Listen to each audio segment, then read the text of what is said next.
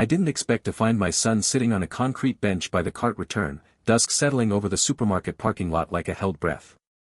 I didn't expect the grocery bags at his feet, the duffel tucked beside his leg, or my granddaughter pressed against him with a school folder clutched to her chest, tired and hungry and pretending not to be scared.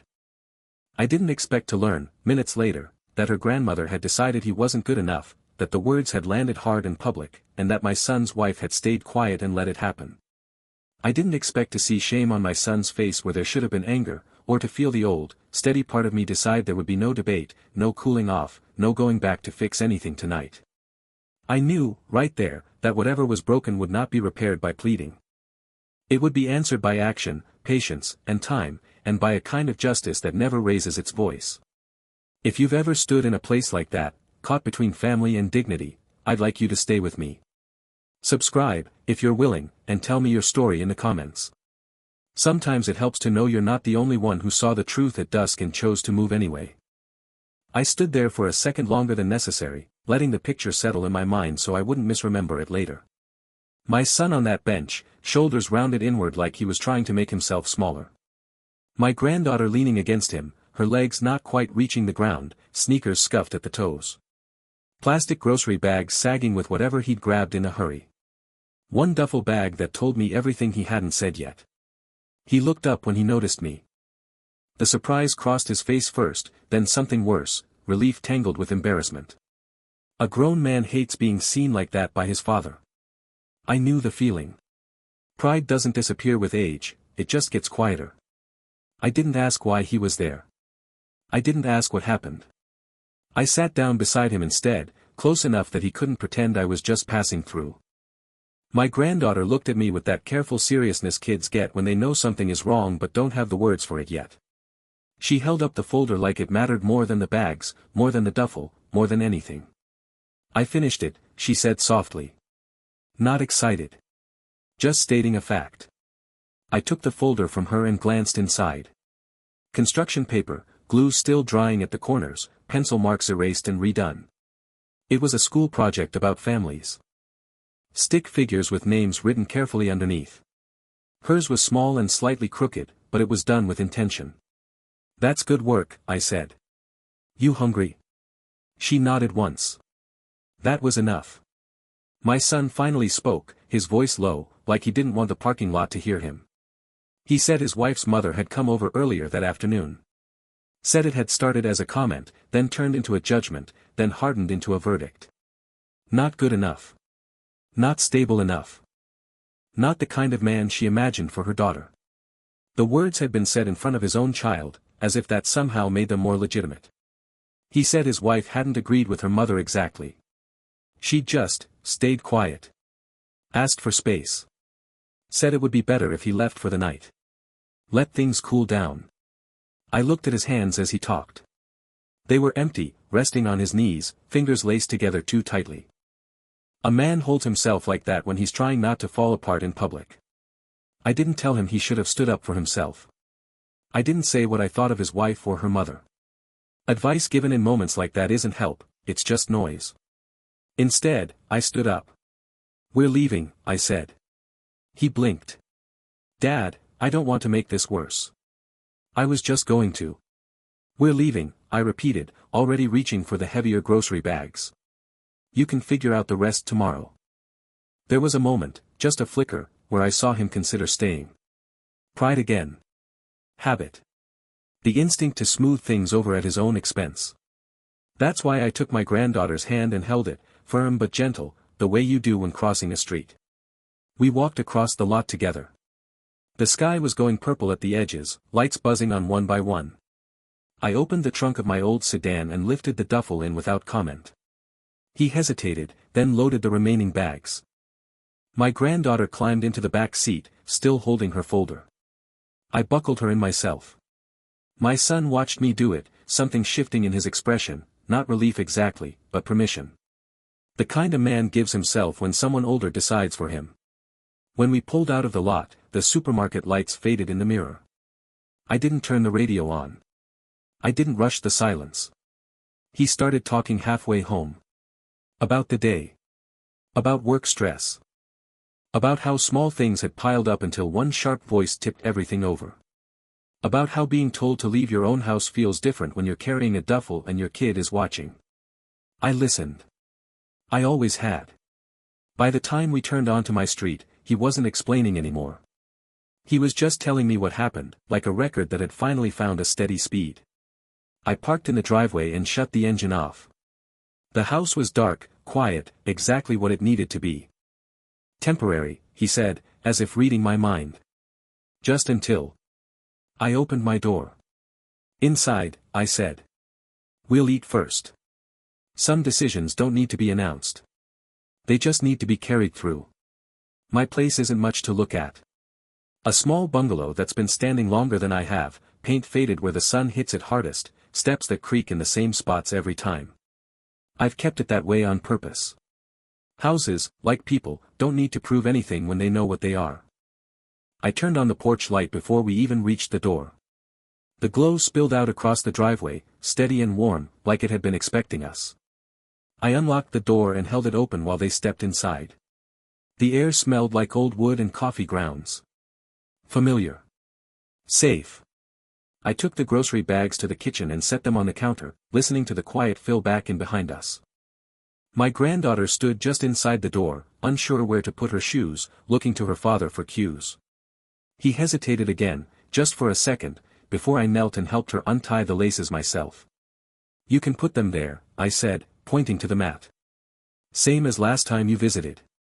Her shoulders relaxed when she realized she remembered the place.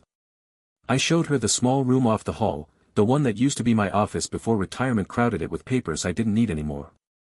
I'd already cleared the desk months ago, stacked boxes neatly in the garage, left the couch folded out just in case. I hadn't known who it was for then. I just knew it would matter. She climbed onto the bed without being told, folder set carefully on the nightstand like it belonged there. I pulled a blanket up over her legs, tucked it around her the way my wife used to do, slow and exact. Can I sleep now? She asked. Yes, I said. We'll wake you for breakfast. She nodded and rolled onto her side, thumb brushing the edge of the folder until her eyes closed. Back in the living room, my son stood awkwardly, duffel at his feet, like he was waiting to be assigned a place in his own life. I pointed to the couch. You take that, I said. Bathroom's down the hall. We'll figure the rest out later. He nodded, relief softening his posture at last. Not gratitude. Just relief. I moved into the kitchen and started something simple. Soup on the stove. Bread on the counter. Nothing fancy. Hunger doesn't ask for ceremony.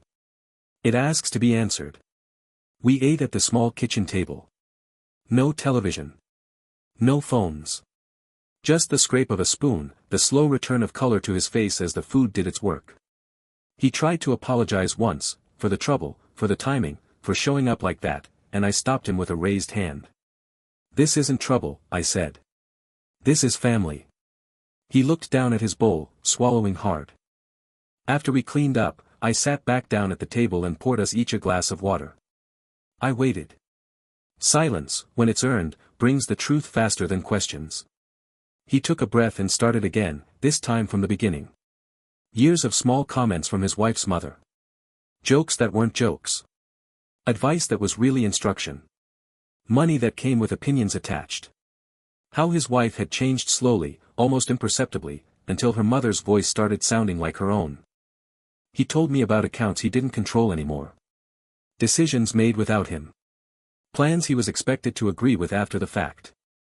And today, how the argument had tipped, how the words had sharpened, how being asked to leave had felt less like space and more like erasure. I listened all the way through. I didn't interrupt. I didn't correct him. I didn't tell him what he should have done differently. When he finished, the kitchen felt smaller somehow, like it had absorbed the weight of it. I stood up and walked into the living room without explaining why. I knelt by the low cabinet beneath the window, reached behind a row of old books, and pulled out a slim document folder. It was worn at the corners, the kind of thing that doesn't get handled often. When I came back to the table and set it down, he looked at it like it might bite. I don't live the way I could, I said calmly, opening it. That was a choice. And I didn't talk about it because money changes how people lean. Inside were statements. Clean. Organized. Numbers that didn't need exaggeration to speak for themselves. Investment accounts. Property notes. Legal paperwork kept current and quiet. His eyes widened, not in greed, but in disbelief. I kept it modest, I went on, because I wanted you to stand on your own. But I also paid attention. Especially to people who mistake silence for weakness. I closed the folder and met his gaze. Get some sleep, I said. Tomorrow, we start putting things back in order. He nodded slowly, the shock still settling in. Down the hall, my granddaughter slept, breathing even and deep. The house had found its rhythm again. And for the first time that night, I knew we were exactly where we needed to be. Morning came quietly. No alarms, no rushing. Just the sound of the kettle warming on the stove and the house settling into itself the way it always does after a long night. I've learned that when people land hard, you don't wake them with urgency. You let the day arrive on its own terms. My granddaughter was the first one up. She padded into the kitchen in socks that didn't quite match, hair flattened on one side, still holding that folder like it might vanish if she let it go. She watched me pour water into mugs, her eyes following each movement as if routine itself were a promise. Can I eat now? She asked. You can, I said. Sit. I set her up at the table with toast and a bit of fruit. She ate slowly, the way tired kids do when they're not sure what kind of day they're allowed to have. When she reached for her folder again, I stopped her gently. Let me see, I said. She slid it across the table. One corner had come loose overnight. The glue hadn't held. I fetched a small bottle from the drawer and fixed it while she watched, serious and quiet.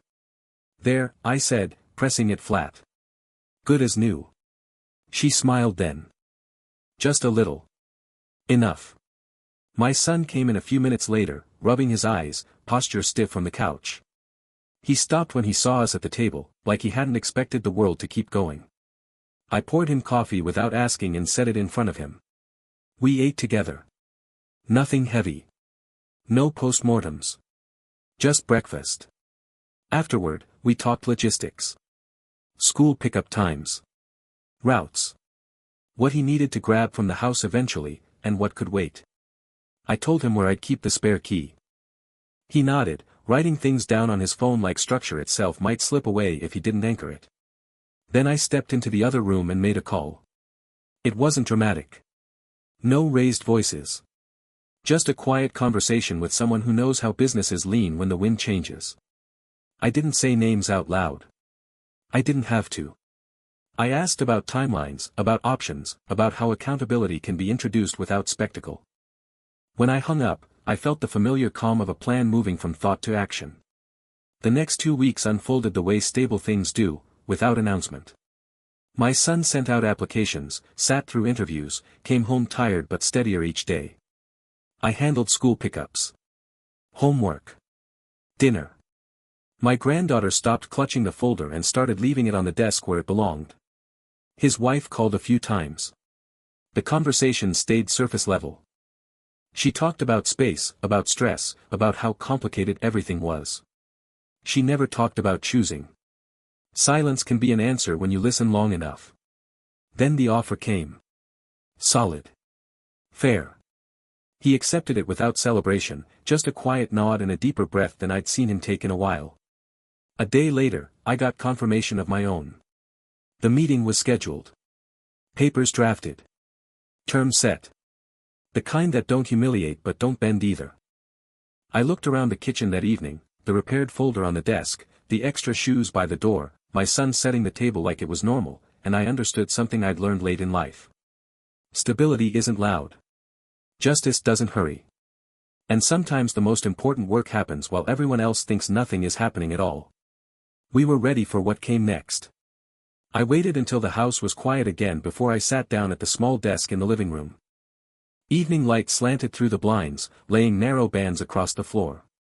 My granddaughter was asleep early, worn out in the good way that comes from routine returning to its place. My son was on the couch with a notebook open, working through onboarding emails like the future depended on neat handwriting. I dialed the number I'd been meaning to call all week. The man on the other end answered on the second ring. His voice hadn't changed much over the years, still careful, still measured. We'd done business together before, back when decisions were made over paper instead of screens. We didn't talk about family. We didn't talk about feelings. We talked about leverage, about timing, about how a company under strain starts to show itself in the margins long before it admits anything publicly. I mentioned a name once. He didn't ask for clarification. When the call ended, there was no rush of triumph. Just confirmation. The kind that settles in your chest like a weight you know how to carry. I put the phone down and sat there for a while, listening to the hum of the refrigerator and the faint sound of pages turning behind me. This was the part people imagine as dramatic, the maneuvering, the quiet pressure, but it rarely feels that way from the inside. It feels like maintenance. Like tightening bolts before something shakes loose. Over the next days, nothing obvious changed. That was the point. My son left early for his first week at the new job, tie a little too tight, shoulders squared like he was relearning how to stand. I made lunches without comment. Picked up my granddaughter after school. Listened to her explain things that mattered very much to her and only to her. The house learned us again. His wife called once more. This time she asked about seeing their daughter. I told her when school let out and where we'd be. I didn't accuse. I didn't invite debate. I stated facts and left space. She said she'd think about it. She didn't come. By the end of the second week, the email arrived confirming the meeting downtown. Conference room reserved. Documents finalized. A signature that would require another signature, and another after that. Accountability written into the margins where bluster couldn't erase it. I printed the confirmation and slipped it into the same document folder I'd taken out that first night. The folder was heavier now, not from paper but from direction. That evening, my son sat across from me at the kitchen table, hands wrapped around a mug he wasn't drinking from. She still won't say it, he said quietly. Whether she's with me or with her mother. I nodded. Then she's already said it. He absorbed that without argument. Some truths land softer when they're already suspected. We didn't talk about endings. We talked about schedules. Custody possibilities. Calm ways forward. He wasn't angry anymore. He was tired in a different way, less frantic, more resolved. When I went to bed that night, I slept deeply. Not because everything was fixed, but because the direction was clear. The meeting was coming. The choice would be forced, not by shouting, not by humiliation, but by terms that couldn't be talked around. And whatever followed, we would meet it the same way we had met that bench at dusk, together, quietly, without stepping back. The conference room downtown was all glass and polished wood, the kind of place designed to make people feel observed even when they're alone. I arrived early, as I always do. There's value in being seated when others walk in. It sets a tone without saying a word. I laid the folder on the table in front of me and waited. The executives filtered in one by one, measured steps, practiced expressions. When my son's mother-in-law entered, she carried herself the same way she always had, chin lifted, eyes scanning for weakness, confidence sharpened into something almost brittle. She didn't recognize me at first. I was just another older man in a modest jacket, sitting quietly at the far end of the table. That changed when the introductions were made. I watched the recognition register in her eyes. A pause. A recalculation. She masked it quickly, but not quickly enough. People like her are used to rooms tilting in their favor. When the balance shifts, even slightly, it unsettles them. The documents moved around the table. Pages were flipped. Terms were reviewed. No one raised their voice. No one needed to. The numbers spoke plainly. The conditions were fair, firm, and unavoidable. There would be oversight. There would be accountability. There would be signatures that couldn't be undone by pressure or performance. She tried once, just once, to reassert control. A comment about family. About misunderstandings. About how unnecessary all this formality was. I met her eyes then, calmly, and said nothing. Silence did the work for me. She signed. The pen hesitated for a fraction of a second before it touched the paper.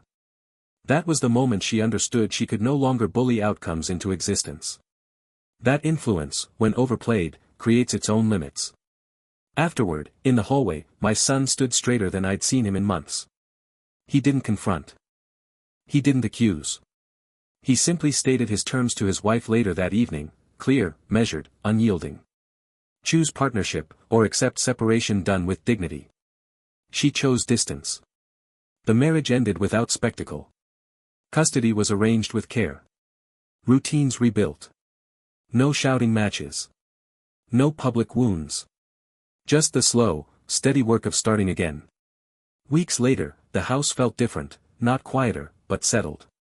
My granddaughter laughed more easily. My son came home tired but grounded. Life didn't return to what it was. It moved forward into something better suited to who we had become. One evening, as I locked up and turned off the lights, I thought back to that bench at dusk. To the grocery bags. The duffel. The decision not to debate. Some moments ask for patience. Others ask for movement. That night, we had chosen to move. Time has a way of revealing whether a decision was right. Not immediately. Not in the rush that follows action. But in the quiet weeks after, when nothing dramatic is happening and life resumes its ordinary demands. Those weeks told me everything. The mornings found their shape again. Coffee at the counter. My granddaughter at the table, legs swinging, asking questions that wandered from school to the color of the sky to whether people can ever really change. My son left for work with purpose now, not urgency. There's a difference. Urgency is fear pretending to be motion. Purpose is steadier. He stopped checking his phone every few minutes. The calls from his wife came less often, and when they did, they stayed focused on logistics. Drop-offs. Pickups. Dates written down and followed. The absence of chaos did more to clarify things than any argument ever could. One evening, he told me he felt strange, not angry, not relieved, just lighter. Like he had been carrying something for years and only noticed it once it was gone. That's what happens when pressure lifts, I said. You realize how long you were bent. He nodded. Didn't argue. The house adjusted, too. Shoes stayed by the door. The repaired school folder was replaced by new ones, each one less guarded than the last. Laughter crept back in without announcing itself. The kind that surprises you because you didn't plan it. We didn't talk much about the meeting downtown anymore. It had done its job. Accountability, once established, doesn't need revisiting. The mother-in-law kept her distance. Influence shrinks when it can no longer push. One night, after my granddaughter was asleep, my son sat with me at the kitchen table again. Same spot. Different posture. I thought keeping the peace meant keeping quiet, he said. Turns out it just meant paying the price alone. I let that sit. You don't keep peace by disappearing, I said eventually. You keep it by standing where you belong and letting others decide whether they can meet you there. He took that in the way a man does when he knows he'll remember it later. Outside, the street was quiet. Inside, the house felt full, not of noise, but of presence. Of people who knew where they stood. I washed my mug, turned off the light, and paused in the doorway for a moment longer than usual. Some endings look like failure from the outside. Some beginnings don't announce themselves at all. But if you pay attention, if you watch what settles after, you can tell the difference. There's a particular kind of quiet that comes after a life recalibrates. Not the hollow quiet that follows loss, but the steady one that arrives when things stop pulling against each other. That was the quiet that settled into my house as autumn leaned in. My granddaughter started leaving her backpack by the door without checking behind her. A small thing, but telling. Children don't do that unless they feel certain they'll be back. She talked about school with the easy confidence of someone who knows where she'll sleep that night. She stopped asking if plans might change. My son noticed it too. One evening, while I was fixing a loose hinge on the back door, he stood nearby and watched without offering help. He'd done that a lot lately, watching, absorbing, learning how steadiness looks when it isn't announced. I used to think stability was something you earned after everything else worked out, he said. Like a reward. I tightened the last screw and tested the door. Solid. No, I said. It's something you build first. Everything else sits on top of it. He nodded slowly, like he was placing that thought somewhere he could reach later. The legal process moved forward without noise. Papers exchanged. Dates honored. Custody set in a way that favored calm over leverage. His wife didn't fight it, not because she agreed, but because fighting would have required choosing sides in public. Silence had always been her refuge. There were moments, of course. A call that lingered too long. A message that drifted toward old patterns. But my son handled them differently now. He responded with clarity instead of apology. Boundaries instead of explanations. That was the real shift. One Saturday morning, we worked on the car together. Nothing urgent. Just maintenance. Oil changed. Tires checked. My granddaughter sat on the steps with a juice box, narrating our progress like it mattered. Watching them, I felt something settle deeper than relief. Pride, maybe, but not the loud kind. The quiet satisfaction of knowing a line had been held. Later that afternoon, as the sun dropped and the streetlights came on, my son stood in the doorway and looked out at the neighborhood. "I don't feel like I'm running anymore," he said. "That's because you stopped trying to outrun other people's expectations," I replied. He smiled at that. Not wide. Just enough. Some lessons don't come with speeches. They arrive through repetition. Through mornings that keep their promises. Through nights that don't require explanation. And as the days stacked up, ordinary and dependable, I understood something I'd learned late myself. Peace isn't the absence of conflict. It's the presence of ground you're willing to stand on. We had found ours. There's a moment, after enough calm days in a row, when the past tries one last time to reassert itself. Not loudly. Not with threats. Just a subtle tug, like a habit you almost fall back into out of muscle memory. It came on an ordinary Tuesday. My son got a message mid-afternoon. Not about schedules. Not about their daughter. Just a long paragraph that circled old ground, how hard things had been, how misunderstood her mother was, how maybe everyone had overreacted. No apology. No ownership. Just a careful invitation back into confusion. He didn't answer right away. That alone told me how much had changed. He came home, set his bag down, and showed me the phone without speaking. I read it once, then handed it back. "She wants the comfort of the old arrangement," I said. "Without the cost." He nodded. "I know. What are you going to do?" He sat down at the table, thought for a long moment, then typed a response. Short. Clear. About their daughter. About the agreement. About keeping things respectful and contained. He didn't explain himself. He didn't defend his choices. When he hit send, his shoulders dropped like he'd set something heavy down for good. That night, after my granddaughter was asleep, he admitted something quietly.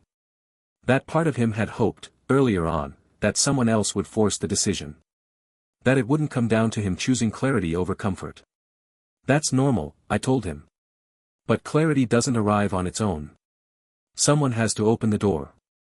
Outside, the wind moved through the trees, steady and unremarkable. Inside, the house held. The next weeks confirmed it. The messages stayed practical. The tone cooled. Distance did its work. The absence of reaction trained everyone involved on what was, and wasn't, available anymore. One evening, my granddaughter asked if she could leave her folder at school because it was getting thick. I said yes. She didn't ask if she'd need it later. She just nodded and went back to drawing. I watched her from the doorway and felt the weight of that first night finally lift the rest of the way. The bench at dusk felt far away now. The grocery bags. The duffel. Not forgotten. Just no longer defining. Some people mistake endurance for acceptance.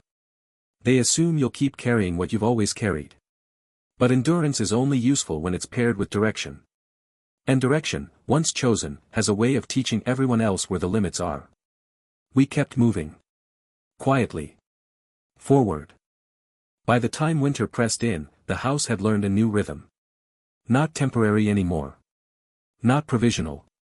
Just a life, arranged to fit the people living it. My son stopped talking about what he'd lost. He talked instead about what he was building, projects at work, small plans for the future, the quiet pride of earning his footing again without anyone standing over him. He didn't rush to replace what had ended. He let the space stay open, the way you do when you respect it. My granddaughter brought home a new assignment one afternoon. Another family project. This one asked for routines, for places, for people you could count on. She spread it across the table, crayons rolling everywhere, narrating as she worked. "This is Grandpa's house," she said, drawing a square with a crooked roof. "It's where I sleep on school nights." I didn't correct her. My son didn't either. Later that evening, he stood in the doorway of the guest room, no, her room now, and watched her sleep. The light from the hall caught his face just right. There was no fear there anymore. Just resolve. "I used to think leaving meant failing," he said quietly, not turning around. "Now I see it was the first honest thing I did in years." I leaned against the wall and let that truth settle. We didn't celebrate the divorce when it finalized. No dinner out. No speeches. Just a folded document set aside in a drawer and a normal evening afterward. Closure doesn't always ask for ceremony. Sometimes it just asks to be acknowledged and then left alone. On a Sunday afternoon, I took my old sedan in for service and walked home through the neighborhood. The air was cold and clean. Lawns trimmed. Curtains drawn. Ordinary lives unfolding behind windows. I thought about how easily things can tip when power goes unchecked, and how quietly they can right themselves when someone finally says enough. At home, my granddaughter met me at the door, eager to show me something she'd made. Another drawing. This one had 3 figures. She'd labeled them carefully. No hesitation. No erasures. That night, as I turned off the lights and stood for a moment in the quiet, I understood something that had taken me decades to learn. Justice doesn't always look like triumph. Sometimes it looks like a house that holds. A child who sleeps without worry. A man who stands where he belongs. And that is more than enough. There's a point where recovery stops feeling like recovery and starts feeling like life again. It doesn't arrive with relief. It arrives with indifference. The absence of tension becomes so normal that you forget it was ever there. That's where we were by late winter. My son stopped bracing when his phone buzzed. He answered messages when they mattered and ignored the ones that didn't. The boundaries he'd set no longer felt like walls he had to defend. They'd become fences, visible, reasonable, respected by anyone who wanted access. Work steadied him. Not just the paycheck, but the quiet respect of being relied on. He came home with stories about problems solved, not politics survived. That change alone told me he'd stepped back into himself. My granddaughter grew taller without asking permission. Shoes that fit last month didn't this one. Her laughter came faster now, less cautious. She stopped explaining herself before speaking, stopped watching faces for approval. Children bloom quickest when the ground beneath them doesn't shift.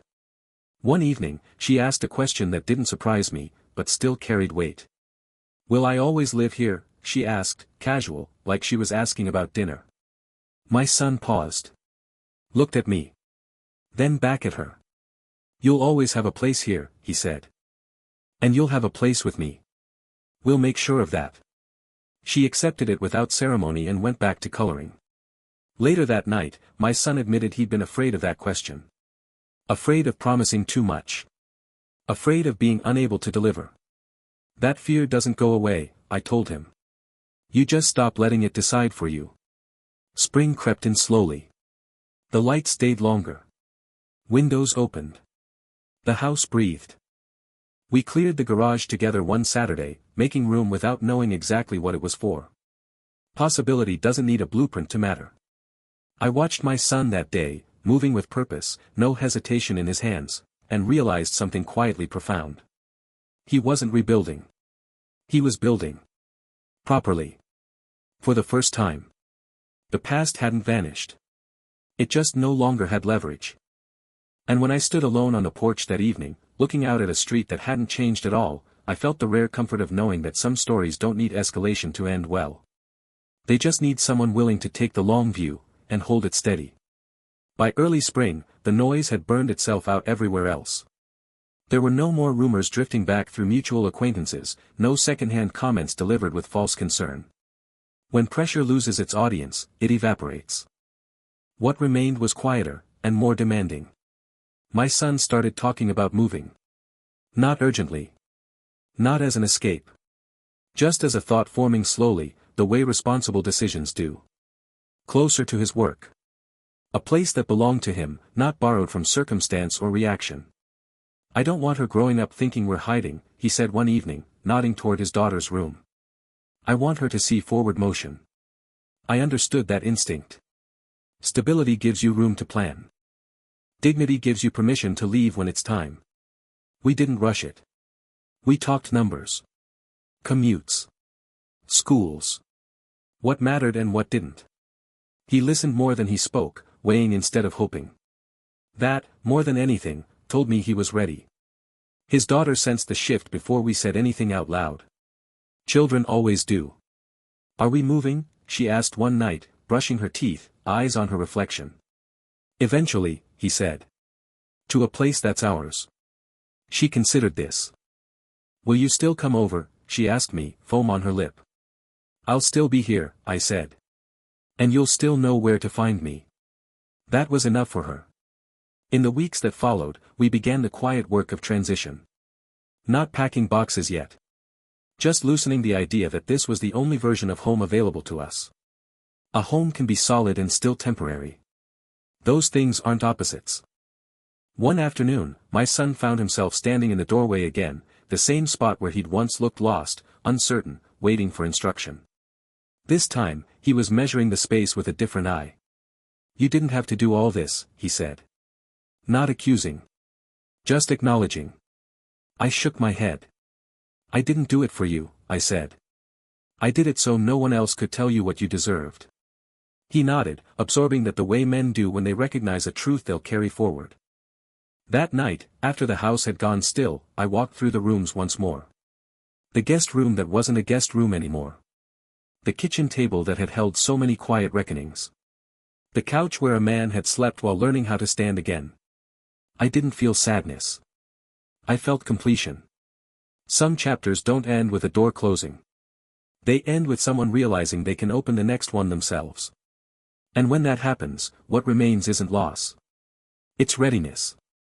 The day my son signed the lease on his own place, the house didn't react. No creaks of protest. No sudden quiet. It just held, the way it always had, as if it understood that shelter isn't possession. It's service. He showed me the paperwork at the kitchen table, the same table where everything had been sorted out months earlier. Different papers now. Clean ones. Forward-facing. He didn't ask for approval. He didn't need it. He just wanted me to see. It's close to her school, he said. And work. Nothing fancy. Good, I said. Fancy costs more than money. We told my granddaughter that evening. Not as an announcement, but as a shared plan. He showed her pictures on his phone, her room, the park nearby, the walk to school. She studied them carefully, then asked the only question that mattered. Can I take my drawings? All of them, he said. That settled it. The weeks that followed were gentle. Boxes appeared slowly. Not everything at once. The house seemed to exhale with each one that left, not in relief, but in completion. This place had done what it needed to do. On the last night before they moved, we ate dinner together without saying much. Same food. Same table. Same routines. But the air was different. Not sad. Finished. After my granddaughter went to bed, my son and I stood in the living room, surrounded by half-packed boxes and bare patches on the wall where life had been. I didn't know how to ask for help, he said quietly. I thought needing it meant I'd failed. I looked around the room once more before answering. Needing help is temporary, I said. Knowing when to accept it is permanent. He nodded. That was enough. The next morning, I helped load the truck. Carried boxes. Lifted furniture. Same hands that had taken grocery bags from a bench months earlier. Same work. Different meaning. When everything was loaded, my granddaughter hugged me tight, arms around my waist, the way kids do when they're saying more than they have words for. I know where you live, she said seriously. I smiled. That's the important part. They drove off mid-morning. No ceremony. No long goodbye. Just a turn signal, a wave, and then the street was empty again. I stood there for a while after the sound faded. Then I went inside, closed the door, and made myself a cup of coffee. The house was quiet. Not lonely. Quiet in the way places get when they've done their job well. The first weeks after they moved were quieter than I expected. Not emptier, just quieter in a different register. I'd catch myself setting out 3 cups without thinking, then correct it without irritation. Habits don't vanish when chapters close, they simply wait to be revised. I visited their new place on a Sunday afternoon. Nothing grand. A clean apartment with light that moved easily from room to room. My granddaughter showed me her desk, her bed, the spot where she'd taped her drawings in a careful row. She didn't ask if it was okay. She assumed it was. My son moved through the space with a calm I hadn't seen in him before. Not the vigilance of someone protecting peace, but the ease of someone living inside it. He cooked without rushing. He spoke without checking himself. When his phone buzzed, he glanced once and put it face down. Distance, I realized, had done what arguments never could. We talked about ordinary things, work schedules, the weather, a repair he planned to do next weekend. We didn't talk about his ex-wife's mother at all. Power fades fastest when it's no longer named. When I left, my granddaughter walked me to the door and reminded me of the days I'd pick her up from school. She had them memorized. I know, I said. I'll be there. Driving home, I felt the quiet satisfaction of something set right without spectacle. No one had lost face. No one had been humiliated. But lines had been drawn that wouldn't blur again. Back at my place, the rooms felt larger, not because they were empty, but because nothing in them was waiting to be fixed. I sat at the kitchen table, the same one that had held our reckoning, and let the afternoon pass without filling it. That night, as I turned off the lights, I thought about how easily people confuse closeness with control. How often love gets mistaken for access. Real closeness survives distance. Real support doesn't insist on proximity. I slept well, knowing that what I'd given hadn't trapped anyone, it had released them. And that was the only outcome worth having. Life doesn't circle back to thank you for the things you did quietly. It just keeps going, carrying forward whatever you put into it. I've learned to be comfortable with that. My week settled into a shape that fit me again. Mornings with coffee by the window. Afternoons paced by errands and small repairs. Evenings where the house was mine without feeling empty. I picked my granddaughter up from school on my days, listened to her talk about friends and assignments and plans that reached farther than she could see. I watched my son arrive calmer each time, not needing advice, just company. We didn't talk about the bench anymore. But sometimes, when I drove past that supermarket at dusk, I remembered it clearly, the plastic bags, the duffel, the way a life can tip without warning. I remembered the decision not to debate. Not to wait for permission. Just to move. That choice didn't make me a hero. It made me useful. And usefulness, when it's rooted in care and restraint, has a way of restoring order without announcing itself. One evening, my son stood in my doorway after dropping his daughter off, keys in hand, ready to leave. He hesitated, then said something that surprised me. "I don't think I ever thanked you properly." I shook my head. "You don't thank someone for standing where they should," I said. "You remember it. And you do the same when it's your turn." He nodded, understanding that this wasn't about debt. It was about lineage, of values, not money. After he left, I turned off the lights and sat in the quiet one last time. The house held it easily. No echoes. No unfinished business. What I keep isn't documents or leverage or even the satisfaction of a plan well executed. What I keep is the knowledge that when the moment came, when dignity was on the line and a child was watching, I didn't hesitate. Some men leave behind property. Some leave behind stories. I hope I leave behind something steadier than both. A sense of where to stand when the ground starts to move.